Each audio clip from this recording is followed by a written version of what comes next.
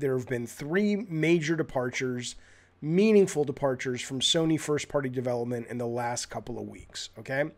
What it looks like to me is either Hermen Hulst and or Jim Ryan, the new regime, the new management regime at Sony. I think those 2 guys are bringing such radical management shifts to the company that a number of creatives, especially, but not exclusively, longtime Sony creatives are saying, oh, this is not for us anymore. Sony first party was one thing, now it's different, and they're starting to bleed out some of these developers. Now, if the theory holds, I think you're going to see a very different type of game coming from Sony.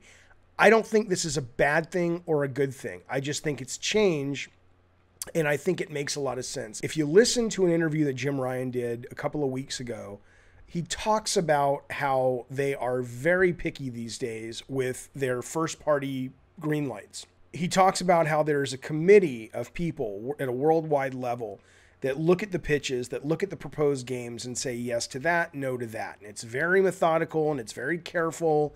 There's not as much, according to this interview, or at least if you read this interview between the lines, there's not the same kind of fire from the hip creative leadership going on as much as going, look, these are huge $100+ million gambles now. It ain't the old days when you could make Parappa for $500,000 and hope for the best. And if you got a cult hit, that was more than good enough. We're dealing with huge budgets now, and that requires a different level of thinking. The question is that going to fundamentally change what so many people love about Sony first party? The originality, the freshness, the quirkiness, the weird swings for the fences. I mean, look, man, I'm not a big Death Stranding fan, but only Sony would have made that fucking gamble. I'm a big fan of Dreams in terms of the piece of executed software. Never thought it had a commercial shot in hell, unless they make some significant changes to it. I still don't think it does.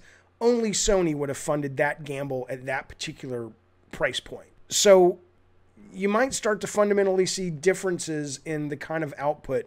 And if you want to know how it's affecting the creators, all you have to do is look at Bend, Oregon, which lost their creative director, the director of Days Gone, 2 guys that have been there since the beginning with Siphon Filter. Those guys are out. They didn't get fired as far as I know. They just were like, yeah, I'm moving on. You had 3 guys in Japan responsible for Gravity Rush, Puppeteer, one of the most creative and also not a very big hit. It was probably a big flop for Sony. One of their best fucking games the last 10 years. Silent Hill, Siren. These are some luminaries in the industry. All 3 of those guys left Sony Japan. And then recently down here in San Diego, you've got this kind of top secret team. Yes, I know what they're doing, but I can't tell you and I wouldn't tell you. They've had a couple of key creatives leave, including a guy who had come from Naughty Dog to come work here. And that guy just said, okay, fuck it, I'm out. And he's gone now to work at, I think, a Bethesda company.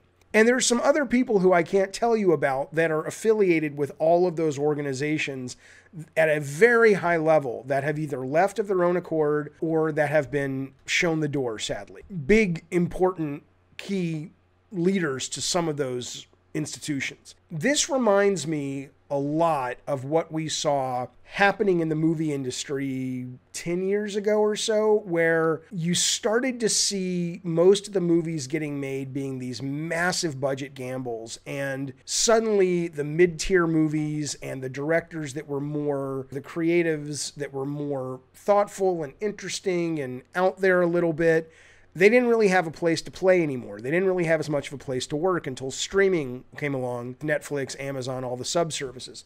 And so suddenly you've got Ron Howard, you've got Martin Scorsese, you've got Guillermo del Toro, you've got Spike Lee, you've got David Fincher. These are big, important film directors who are saying, you know what, you can have the Cineplex. We'll take the small screen. As much as we'd love to be on the big screen, we can do our work and we can express our visions in a different way. Do I think video games have that coming? I do. I'm not going to get into a big streaming subservice thing now. I've talked about it till the cows came home. You're either with me or you're not on that. But ultimately, the bigger point is my theory about what's happening at Sony First Party is that you've got Hulst and Ryan who have said, we have to kind of change things. And we can't afford to go, this particular studio is really passionate about this game. And I don't really know if I see it, but you know what? They're so passionate. Let's fucking give them a shot. The stakes are too fucking high. And I think now you're going to be seeing that committee, which already had a lot of power within Sony, have a lot more power within Sony. And I think there's a lot of creatives that are going to start to walk away from that and say, one of the great things about Sony is not its success, it was its management. Even in the PS3 days, when they weren't ruling the roost, there was still a sense of it was a place to come as a creator, and you would be, yes, you have to make your milestones. You have to ideally make a profit or they'll shut you down. It wasn't a charity, but there was a sense of come here and we are the developer-friendly studio. We are the developer-friendly publisher. I'm not saying Hermen Hulst or Jim Ryan are a bad guy. I'm not saying if I was sitting in these particular chairs that these gentlemen are sitting in, I wouldn't do the same thing. It's probably smart when you're talking about this kind of money. It's the way of the world in any business. But I do think you're going to start to see an exodus if my theory is correct and this is what's happening. Change isn't always bad, but it's definitely different, and it's definitely not what a lot of people expect from Sony first party. And if I had to bet, I would say this is what's going on. And I think you're going to continue to see, at least for a little bit longer, some key creatives walking out the door of Sony and saying, I need to find a different place to express my love of video games.